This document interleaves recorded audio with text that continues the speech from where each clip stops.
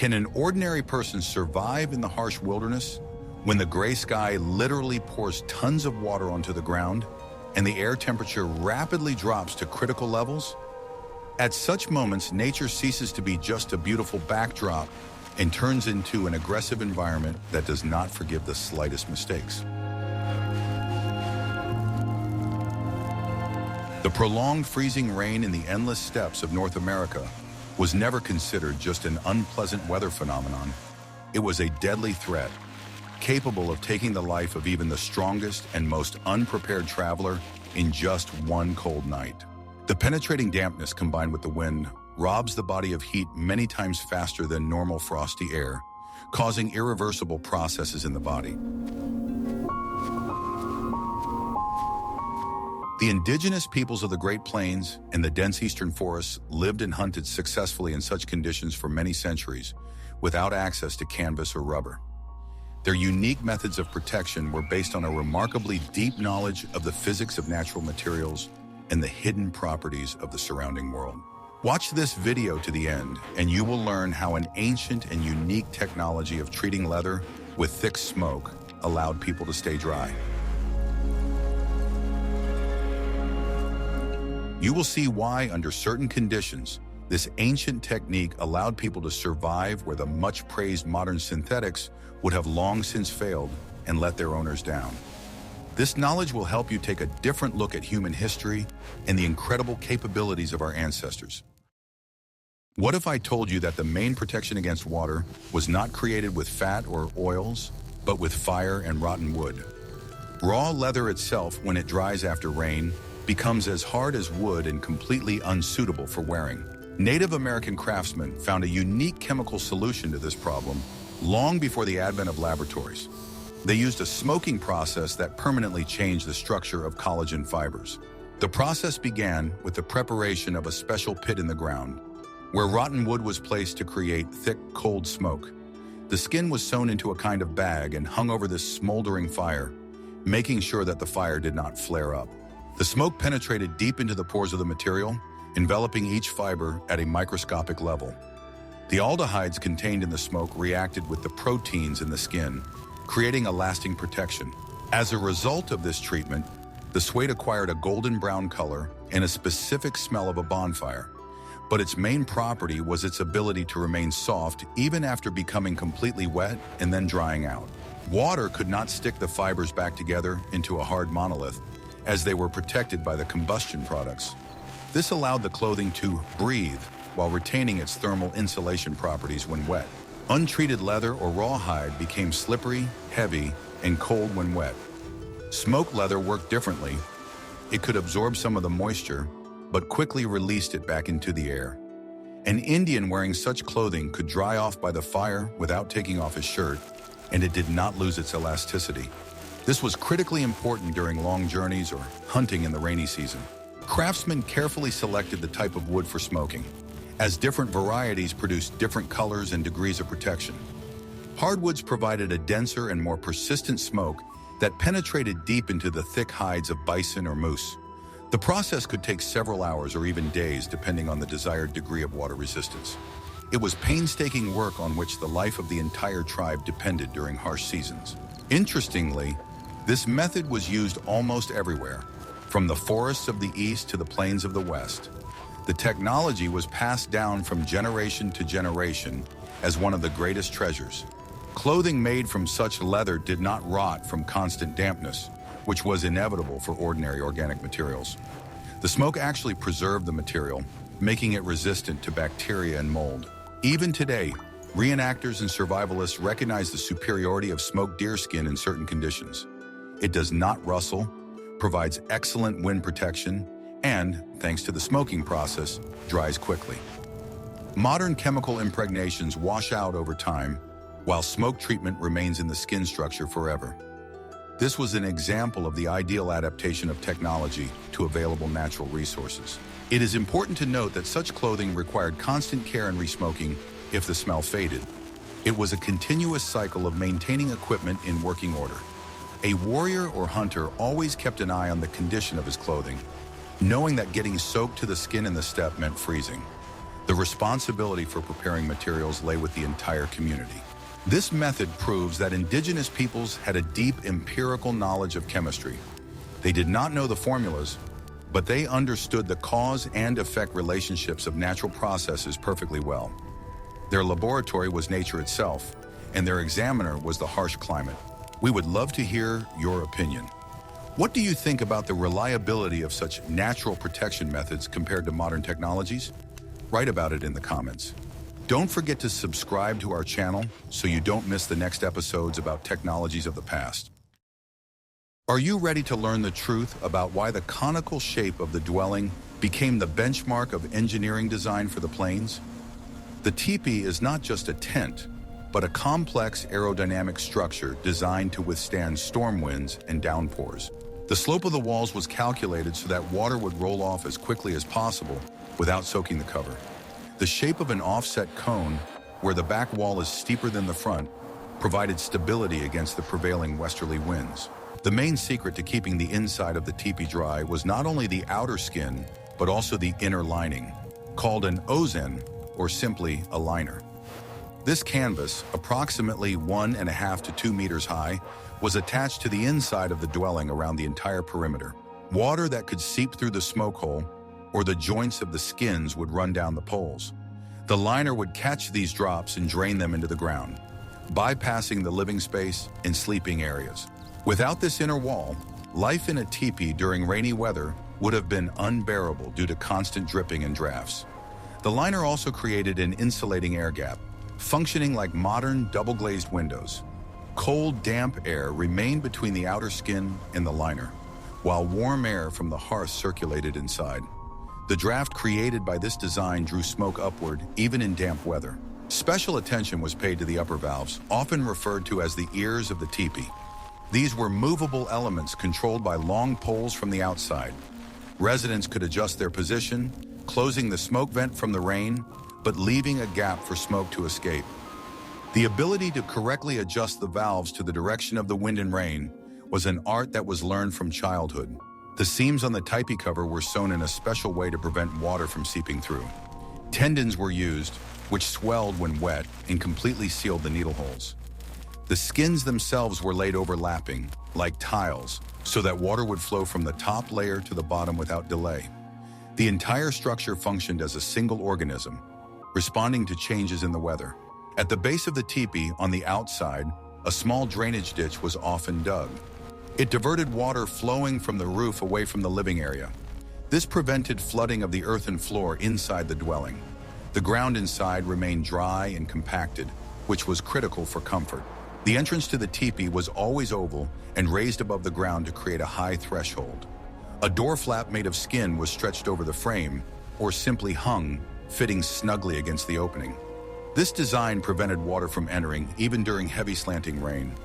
Everything in this house was designed for airtightness and moisture removal. The bison hides used to make the cover were heavy but incredibly durable. To lighten the weight of the wet structure, the hides were carefully tanned, making them thinner but retaining their strength. Over time, under the influence of smoke from the hearth, the upper part of the teepee became translucent and parchment-like. This tarred layer became practically waterproof plastic. Setting up a teepee required precise knowledge of the terrain and the correct choice of slope. They never set up camp in low-lying areas where water could accumulate after a rainstorm. The site was chosen on a small hill with good natural drainage. A mistake in choosing a location could cost them their dry clothes and supplies. The teepee is an example of how mobile housing can surpass stationary structures in terms of effectiveness in protecting against the elements. It was a house that could be assembled in an hour, but which could withstand hurricanes. The engineering simplicity of the cone concealed centuries of trial and error. Why do you think modern tourist tents rarely use such an effective ventilation and drainage system? Want to know a secret that will forever change your perception of decorative elements in Wild West clothing? The fringe on Native American leather shirts and leggings was never just a decorative embellishment. It was a high-tech engineering feature that functioned as a drainage system. Each strip of cut leather acted as a drainage channel, saving the wearer from getting wet. The physics of this process is based on the surface tension of water and gravity. When raindrops hit the flat surface of a leather jacket, they tended to be absorbed or flow down in a continuous stream. The fringe, located at the seams, shoulders, and sleeves, intercepted these streams. The water rushed down the narrow strips of leather to the very tips. Water collected in heavy drops at the ends of the fringe and fell to the ground under its own weight. This process occurred much faster than the absorption of moisture into the main part of the garment. The fringe acted like a wick, but was designed to remove moisture rather than retain it. As a result, the main areas of the garment dried much faster. If there were no fringe, water would accumulate at the seams, which are the most vulnerable part of any garment. Wet seams begin to rot, the threads stretch, and the garment becomes unusable. The fringe diverted water away from the seams, throwing it to the side. This significantly extended the life of leather goods. The length and density of the fringe varied depending on the tribe and climatic conditions. Among peoples living in more humid regions, the fringe was often longer and denser. This allowed them to cope with more intense precipitation. On the plains, the fringe also served as camouflage, blurring the silhouette of a person. In addition, when moving, the fringe created air currents that helped moisture evaporate. The constant swaying of the strips of leather accelerated the drying process even in cloudy weather. It was a kind of passive fan built into the design of the costume. The Indians understood perfectly well that stagnant air and moisture lead to hypothermia. Interestingly, the fringe was made from the same smoked leather as the clothing itself. This gave it the same water-repellent properties and softness. Stiff leather would not have been able to effectively repel water and would simply have puffed up. The craftsmen cut the fringe with jeweler's precision so that the strips were of equal width. This element of clothing is an example of the perfect fusion of function and aesthetics. What Europeans perceived as exotic decoration was in fact a purely utilitarian invention. Without fringe, leather clothing would turn into a heavy, wet sack during prolonged rains. With it, the warrior remained relatively dry and mobile. Today, we see fringe on fashionable jackets and bags, but it has lost its original meaning. We have forgotten that it was a tool for survival, honed over centuries. It is a reminder that in ancient cultures, there was nothing superfluous. Everything had its purpose and meaning. Fringe is an ingenious solution to the problem of water drainage without the use of gutters or visors. It is the use of the laws of physics to one's advantage with minimal material costs. Did you know about this practical application of this element of clothing? Don't forget to like this if this fact was a revelation to you. Are you ready for the shocking truth that sometimes the best clothing was no clothing at all? In certain situations, when the rain was warm and the journeys were long, Native Americans preferred to take off their leather clothing. Wet leather, even smoked, becomes heavy and cools the body, taking away precious energy. Human skin dries instantly as soon as the rain stops, unlike clothing. However, to protect the body from hypothermia and heat loss in the rain, they used a layer of animal fat. Bear fat, bison fat, or other animal oils were applied to the skin in a thick layer. Fat has excellent hydrophobic properties. It literally repels water. Raindrops rolled off the greased body without touching the skin itself or evaporating from it, which prevented cooling. This method created a protective film, a kind of biological spacesuit. The fat also protected against the wind, clogging the pores and retaining the body's internal heat. This was especially important for warriors and scouts who needed to move quickly and silently. The rustling of wet clothes could give away their presence, but a greased body moved silently. The fat mixture was often supplemented with pigments such as ochre or charcoal. This not only had ritual significance or served as camouflage, but also enhanced the protective properties of the mixture. Mineral particles created an additional barrier from the external environment. Such a layer could remain on the body for several days, protecting it from insects that became active after rain.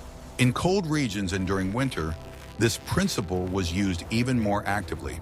Fat was used to impregnate not only the body, but also undergarments, if any. However, direct contact of fat with the skin was considered the most effective way of thermoregulation.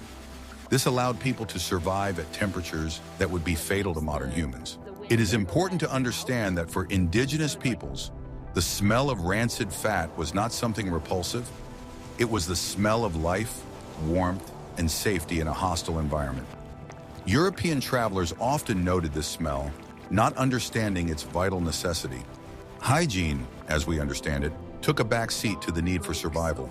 After the rain stopped, the fat could be scraped off with special bone or wooden scrapers. Along with the fat, dirt and sweat were removed, which served as a kind of cleansing method. After such procedures, the skin remained elastic and did not crack from the wind and sun. It was a comprehensive body care system. This method required hardening and habits developed from childhood. The bodies of Native Americans were much better adapted to temperature changes than those of Europeans. But it was the use of fat lubrication that gave them the advantage that allowed them to ignore the vagaries of the weather. It was a second skin, a gift from the animal world. Nature provided everything necessary for protection. One only needed to know how to obtain it. The use of animal fats is an ancient practice known to humans since the Paleolithic era. The Native Americans perfected it in their climatic conditions. Today, marathon runners and long-distance swimmers use petroleum jelly or lanolin for similar purposes. The principles of physiology have not changed in thousands of years. But do you think modern people could psychologically cope with such a method of protection? Keeping a fire going in the pouring rain was an art that required the highest level of skill. Fire was not only a source of heat, but also a tool for drying clothes and cooking food. Losing fire in wet weather meant condemning oneself to a painful night. Therefore, Native Americans developed methods of transporting coals that worked even in a storm. Bison horns or dense growths of wood-decaying fungi were often used to carry fire. Smoldering coals were poured into the horn, sprinkled with ash and rotten wood. The ash limited the access of oxygen, preventing the coals from flaring up into flames, but also preventing them from going out. Such a container could be closed with a clay or damp wood plug and carried under clothing. The tinder fungus had the unique ability to smolder for hours without forming an open flame. Its internal spongy structure reliably retained heat inside, even if the fungus got wet on the outside. A traveler could carry a smoldering piece of tinder fungus wrapped in leaves or skin, and at any moment build a full-fledged fire from it. It was the mobile lighter of that era. When building a fire in the rain, the upside-down fire technique, or the construction of protective screens, was used. First, a dense platform of thick logs was laid out to isolate the fire from the wet ground. On top of it, a canopy of bark or skins stretched over branches was constructed to create a dry area for kindling. Fuel was not sought on the ground, but on the lower dry branches of coniferous trees, called skavo wood. Inside the trunks of standing dead trees, it was always possible to find dry heartwood. The Indians knocked off the upper wet layer of wood to get to the dry chips inside. This work required effort, but it guaranteed the availability of dry fuel. Even in the heaviest downpour, nature left dry pockets if you knew where to look. A fire in the rain required constant attention and feeding. It could not be left unattended for a minute. The fire was made tall and narrow so that the raindrops would evaporate before reaching the core of the heat. The heat from such a fire was intense and allowed water to be boiled quickly or moccasins to be dried. In wet weather, the smoke from the fire spread across the ground, helping to drive away gnats and mosquitoes. The Indians knew how to use this property to their advantage by positioning themselves on the leeward side. The fire became the center of the camp, around which all life revolved in bad weather. The ability to start a fire with wet hands from wet wood was considered a sign of a mature warrior. On long journeys, the fire was cherished like a living being. If the group split up, the coals were divided among them. Losing the fire was considered a bad omen and a sign of incompetence. In the mythology of many tribes, fire was a gift that had to be respected and protected. Rock, niches, and ledges were often used as natural fireplaces. The reflection of heat from the stone allowed people to warm up faster and save firewood. Knowledge of geology and the ability to find such places was part of the science of survival. Fire was the heart of the camp, the only point of comfort in a wet and cold world. All fire preservation techniques were aimed at maintaining this spark of life. Without it, survival during the rainy season became virtually impossible. Are you ready to learn how to reliably hide from heavy rain on a completely flat plain where there is not a single tree? When warriors or hunters had absolutely no time to set up a full-fledged teepee and an icy downpour caught them off guard, they resorted to so-called micro-shelters. Native Americans were masters at using even the slightest unevenness in the terrain to create a temporary shelter in a matter of minutes. They knew very well that trying to wait out a heavy downpour while standing or continuing to move was a sure way to quickly become hypothermic. Water instantly washes heat out of the body, so the main task was to reduce the area of contact with the elements as quickly as possible. The result was a very warm and dry nest, which was also reliably protected from sudden gusts of cold wind. It was possible to stay in such a place for quite a long time, conserving strength and alertness. Nature itself offered ready-made architectural solutions. One only needed to be able to notice them in time and apply them correctly. This use of forest resources allowed the squad to remain invisible to enemies while staying in relative comfort. The ability to find such a treehouse was considered a basic skill for every young man in the tribe. The most important survival skill was the ability to anticipate possible floods, which often accompanied severe thunderstorms.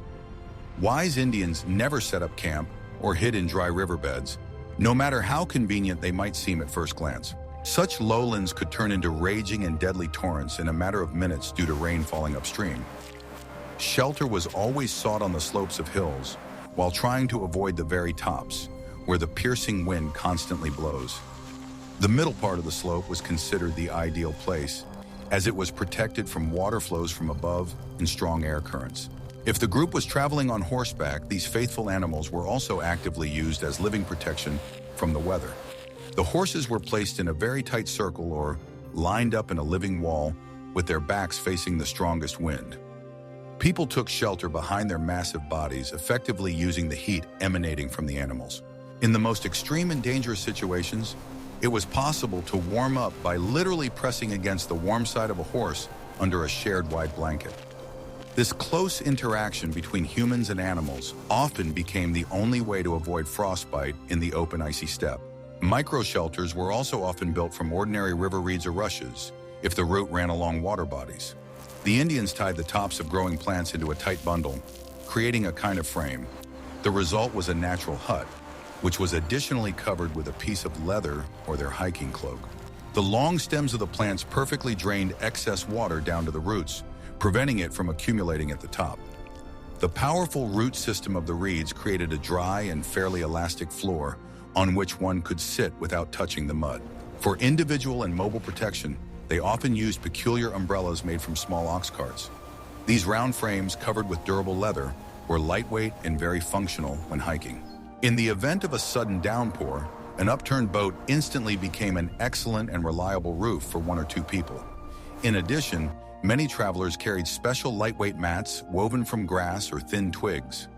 Such mats could be unfolded in seconds and turned into an improvised canopy or bedding if the ground beneath their feet became too muddy. The ability to huddle together at the right time, group correctly, and retain internal heat for as long as possible was an essential psychophysical skill. The Indians had an amazing ability to sit for hours in one, often rather uncomfortable position, calmly waiting out the peak of bad weather. Many tribes called this specific trance-like state sitting with thunder.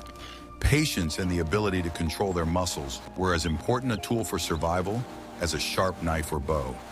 They understood that inner calm helped the body expend much less energy on heating than if a person were fidgeting and nervous.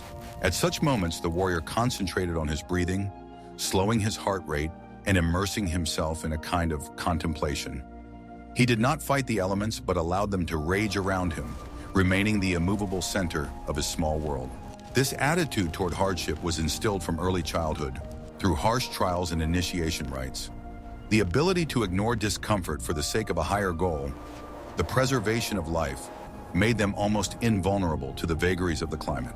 While the sky shook with thunder, the man inside his leather cocoon remained part of the great silence. Micro-shelters saved thousands of lives in situations where people did not have the resources or time to build a large and reliable camp. It was a unique tactic of minimalism, based on using what nature provides to man here and now. The ability of a person to become small, quiet, and invisible in the face of raging elements often determined the outcome. It was a triumph of mind over the physical power of nature, where cunning and knowledge proved stronger than wind and water. Each such victory over circumstances added a new layer of wisdom to the tribe's collective knowledge. How effective do you think such simple but deeply thought-out methods would be in the modern wild forest today? Armed with only this knowledge, would we be able to remain calm and wait for dawn under the pouring icy rain? Perhaps the next time you find yourself in nature and a storm begins, you will look at an ordinary spruce tree or hillside with completely different eyes. After all, survival stories are not just tales of the past. They are living lessons that can be useful to each of us. Moccasins were the perfect footwear for dry weather and silent movement, but rain was their worst enemy. The soft leather instantly absorbed water, turning into a slippery and cold rag. To combat this, the tribes of the plains and forests used several clever tricks. The main one was the use of hard soles and removable insoles. For wet weather, they sewed special moccasins from thick, smoked bison neck skin. This leather was so dense that it resembled modern rubber soles. The seams were located high above the ground so that water could not seep through the punctures. This design resembled galoshes, protecting the foot from below and from the sides. The moccasins were stuffed with dry grass, sphagnum moss, or bison wool. This filling served as both a modern thermal sock and a membrane. The grass created an air layer that retained heat and absorbed excess moisture, drawing it away from the skin of the feet. When the grass got wet, it was simply thrown away and replaced with a fresh bunch. Drying shoes was a daily ritual. Moccasins were never dried too close to the fire to prevent the leather from shrinking and cracking. They were stuffed with warm stones or sand to dry them from the inside. Having only one pair of shoes was considered unacceptable carelessness. Every warrior carried a spare pair behind his belt. Fat was also used to impregnate shoes, especially the seams. A mixture of fat and beeswax, where available, was rubbed into the hot leather. This created a water-repellent barrier for several hours of walking on wet grass. However, it was impossible to make leather shoes completely waterproof. The Indians' gait also changed in the rain. They placed their feet carefully, trying not to knock water from the tall grass onto their boots. Their movements became smoother and more gliding. Leggings worn over moccasins acted as gaiters, diverting water running off clothing away from the shoes.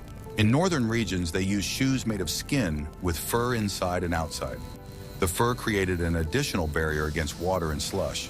But even such shoes required constant care and drying. The art of keeping feet dry was the key to the group's mobility. If moccasins did get soaked through and there was no way to dry them, they were taken off. Walking barefoot on wet ground was often safer for your health than walking in cold, wet shoes. The skin on your feet would dry faster and warm up as you moved. It was a radical but effective solution. Damage to the feet due to dampness, known as trench foot, was also known to indigenous peoples. They knew that moisture kills tissue and fought it with all available means. Massaging the feet with fat before bed was a mandatory procedure. This restored blood circulation and warmed them up. The footwear system was multi-layered and modular. Insoles, fur socks, and outer hard leather were all assembled into a structure adapted to the current weather. The Indians understood that their feet were their main means of transportation and took care of them more than anything else. In those vast regions where bison herds were less common and dense forests and swampy marshes were much more prevalent, various plants became the main materials for protection from the rain. The tribes of the eastern woods and the Great Lakes region achieved incredible skill and true perfection in working with tree bark and reeds. These readily available natural materials had unique natural water resistance and did not require any complex chemical treatment. For centuries, Native Americans observed how trees protected themselves from moisture and simply applied these principles to their daily lives. Plant-based materials were not only effective, but also allowed people to feel as comfortable as possible in constantly damp conditions. Birch bark was considered a truly unique and irreplaceable material that was virtually impervious to decay, even in the most humid environments. It owed its exceptional properties to its high natural tar content, which acts as a powerful antiseptic and preservative. Craftsmen used this durable and flexible material not only to make their famous lightweight canoes, but also to create reliable coverings for traditional wigwams and long communal houses. Large sheets of birch bark were carefully sewn together with soaked spruce roots, which became as strong as wire when dry. All the seams were carefully coated with thick coniferous resin, creating a completely monolithic structure. Such a birch bark roof could faithfully serve the tribe for many decades, not letting a single drop of icy water into the dwelling. It remained durable in the summer heat and winter frosts, without losing its protective properties under the influence of the sun or wind. Over time, the birch bark plates only hardened, becoming a reliable shield for entire families. The interior of such a house always remained dry and cozy, smelling of the freshness of the forest and the hearth. Birch bark became for the forest Indians what bison hide was for the nomads of the open plains. The women in the tribes took on all the painstaking work of gathering raw materials and then weaving these complex mats. It was an extremely laborious and responsible process that required the craftswomen to have a deep knowledge of the specific times for harvesting wild plants. The reeds had to be cut at a specific time of year when they had already gained the necessary strength but were still sufficiently elastic. Plants that were too old became brittle, while those that were too young quickly rotted after the first heavy rain. The weaving technique itself was so dense and precise that the finished products could hold water on their surface for some time, even in a horizontal position. To protect themselves while traveling through the forest, they also actively used elm and cedar bark, from which they made temporary raincoats and capes. A large, wide piece of bark with a neat cutout for the head served as a stiff and reliable poncho for a warrior. Such a cape perfectly protected the shoulders, neck, and back of the traveler, preventing clothes from getting wet in the pouring rain. It was very simple to make, but an incredibly effective tool for short trips or reconnaissance missions. Bark was available almost everywhere, and if necessary, such a raincoat could be made right on the go. The woven hats characteristic of the tribes of the northwest coast were considered true masterpieces of applied art. They were woven from the finest spruce roots so tightly and skillfully that they did not let moisture through even in the strongest and most prolonged ocean storms. The special conical shape of such a hat with very wide brims allowed rainwater to be diverted away from the neck and face. Even in conditions of constant dampness and fog, the hunters' heads remained dry, which helped them maintain sharp vision and concentration. Each hat was often decorated with family crests, emphasizing the status and skills of its owner. The competent use of various plant materials required people to have a clear understanding of their seasonality and individual properties. For example, high-quality bark from living trees could only be removed in the spring, during the period of active sap flow in the forest.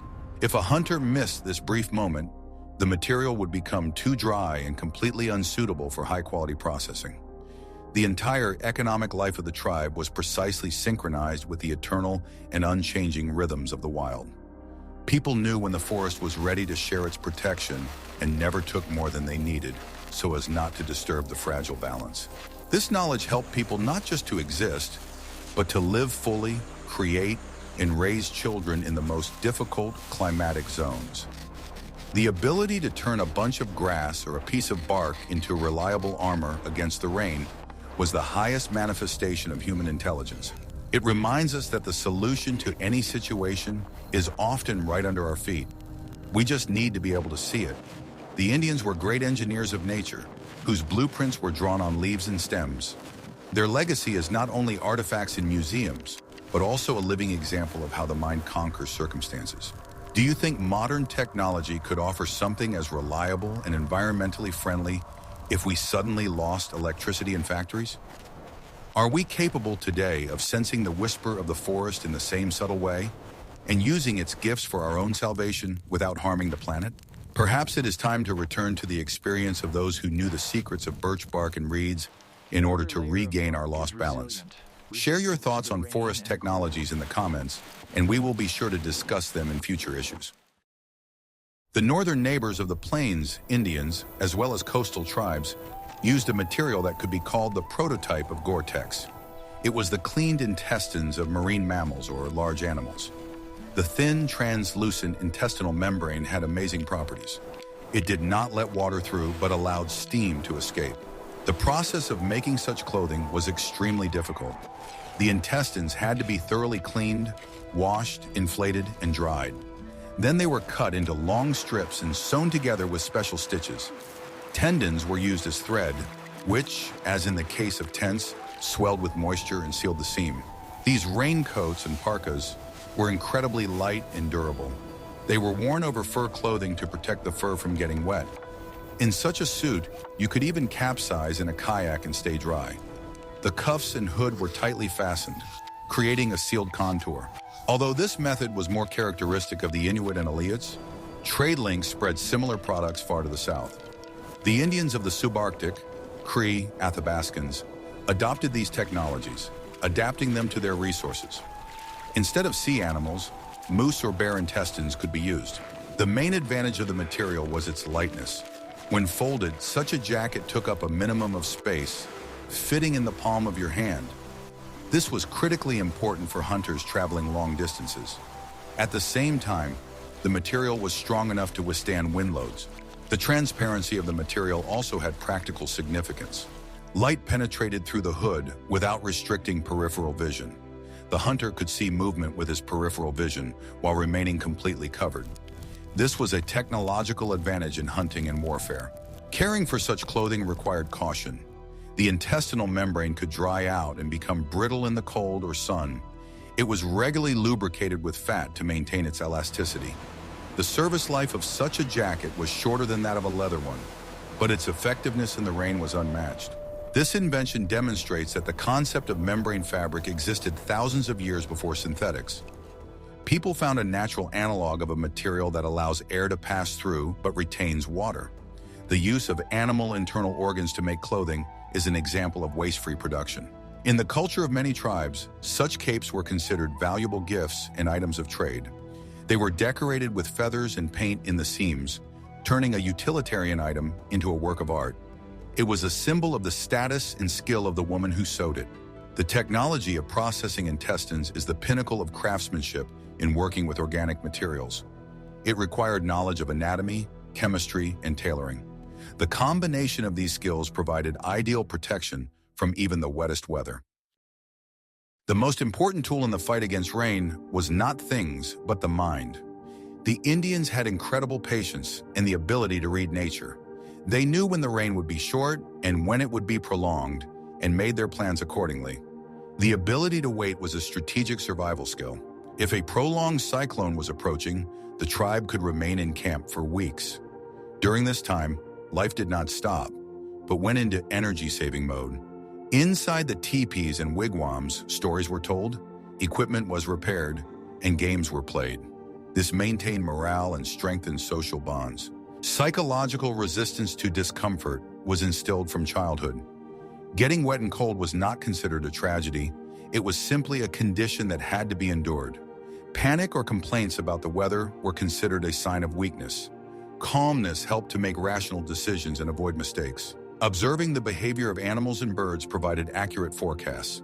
If bison huddled together and lay down, it meant that the storm would be severe. If swallows flew low, expect rain.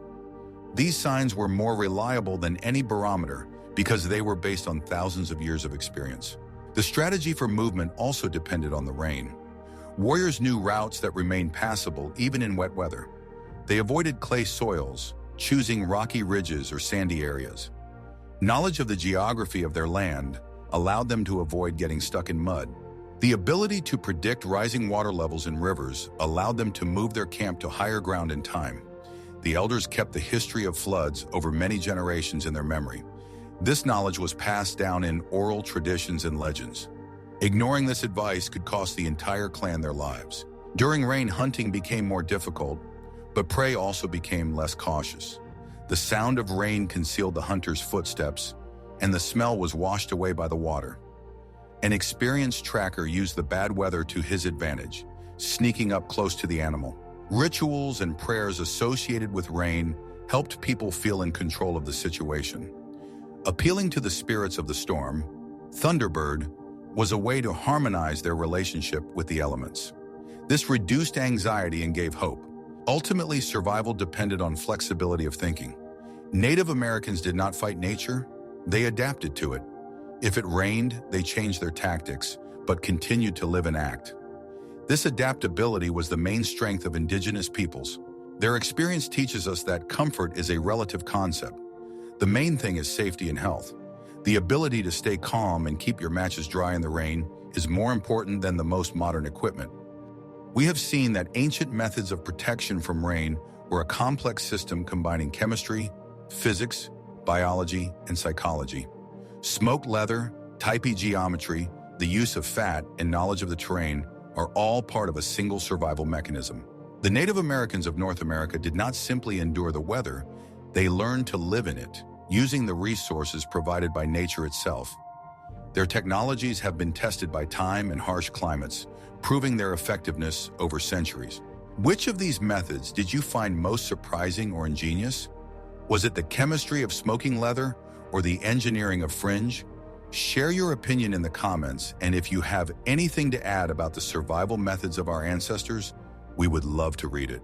Don't forget to subscribe to the channel to learn more about the forgotten technologies of the past.